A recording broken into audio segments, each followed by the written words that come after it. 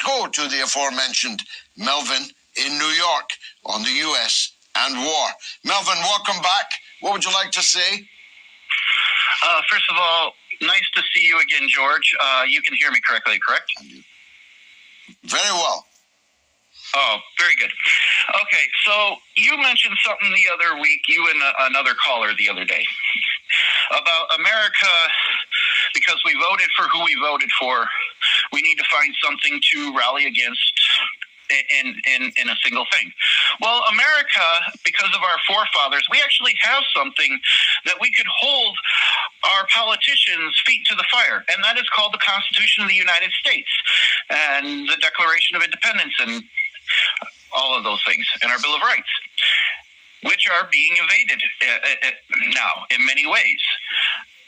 2 years ago, when Biden was in power, all but like 4 or 5 Republicans voted against the Constitution of the United States.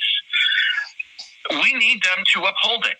And it is something that our forefathers gave to us, that the only way that we can lose our rights is by if we let the government take away our rights. And unfortunately, the American people, excuse the phrase, don't have the gonads to put up with it, because they're so enjoying their breads and circuses. I will add one other thing. A lot of people have questioned the president's loyalty to the United States, and there's an easy solution.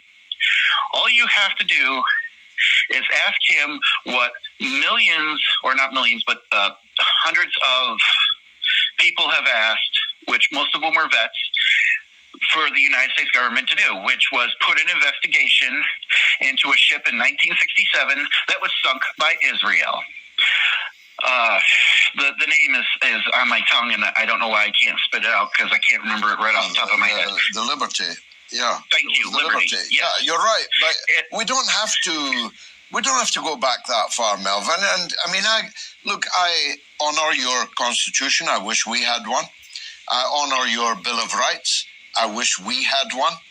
I honor the structures that your founding fathers left you. But what do you do when you have a government which simply acts as if that Constitution doesn't exist?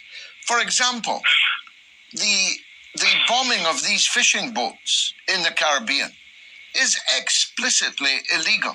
These are acts of war against, as it turns out, Trinidad, Colombia, and Venezuela, wrapped up in an anti-drug trade dressing, which is utterly bogus and false. You have an aircraft carrier and multiple warships with thousands of soldiers and Marines on board, openly threatening to invade Venezuela. But Congress is, under your Constitution, the institution that is required to declare war. But Trump is declaring war everywhere, war throughout the world. So what use is a constitution if you have a political leadership that simply acts as if it wasn't there, and a media, fourth estate, that does not hold them to account because they secretly or not agree with what the president is doing against the Constitution? What do we do when the First Amendment is routinely broken, and with the complicity of the very same media, including many parts of social media? What good is a First Amendment if it's simply ignored? Last point to you, Melvin. Well, that's where I go to, like I said, what the Constitution is actually for. They say the Second Amendment is supposed to protect the First. Well, it only works if the American people will stop worrying about breads and circuses, so to speak, and get off their backside and actually do something about it. They have to actually use it. Otherwise, the American people are letting it happen. We actually have the power to stop it. Yeah. Well, it's about time they used it. Thanks, Melvin in New York, for kicking off the caller part of the show. Now, I can also take comments. If you call, go ahead, Maurice. Hello, George. Yes, I have a reply for Melvin. The Constitution is for the rich. It was written by the rich for the rich. If you read it, it is clear as day. So, I mean, it had its purpose. It had its day. It has forced some good things, but it's only of use as long as the leaders obey it, and the leaders are confident, and rightly confident, that no one will punish them if they disobey it. That's the state we're in, isn't it, Maurice?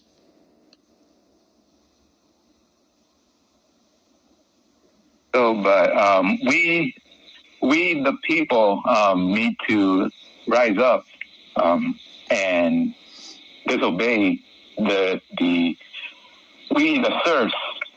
That's what we are. The serfs need to disobey and because under the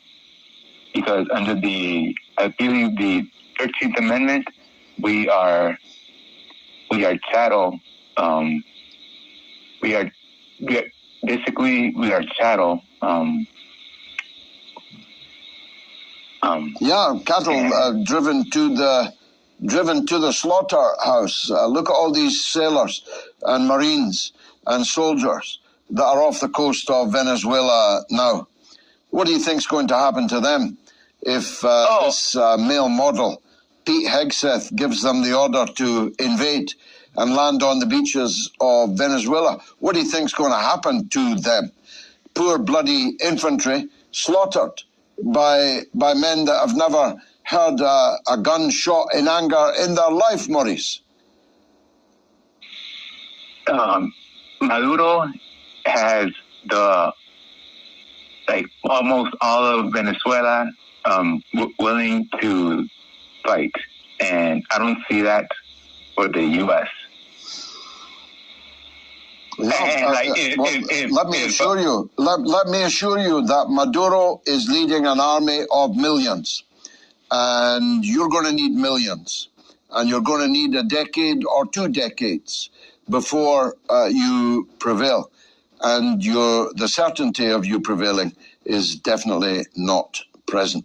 Maurice, thanks in Orlando. I've already overshot the break. After a short break. Okay, now, to add to this, I don't know what this guy that wanted to talk about what I was talking about meant. First of all, the 13th Amendment dealt with slavery. And he kind of agreed to me when he said we were all serfs and we need to rise up, because that's kind of what I was saying when I was talking about the Second Amendment and what the American people have to actually go on. It is something that we have to follow. As far as it being written by the rich, well, we use tools that the rich use all the time. It's still a tool that we can use. As far as it being for the rich, well, the First Amendment, or the First, Second, and all that were actually for everybody, at least according to our forefathers, even if they were rich. Now, to add to that, I will also add a simple little fact that if you're an American and you want to do something about it, you got to stand up. Otherwise, you're just sitting on your ass whining about it and saying, well, I can't follow the Constitution or use the Constitution to rise up against the government is nothing but a cop-out. As far as anything else, this guy who had some type of argument apparently didn't have an argument worth shit that would have actually argued anything I said. And part of it he actually agreed with me on. He just didn't know how to say it. I don't know what he was going on about. I understand what George was talking about, but hey, the Second Amendment wasn't for legal gun owners. It was for executing politicians or government officials. So guess what, guys? The Second Amendment is supposed to protect the First.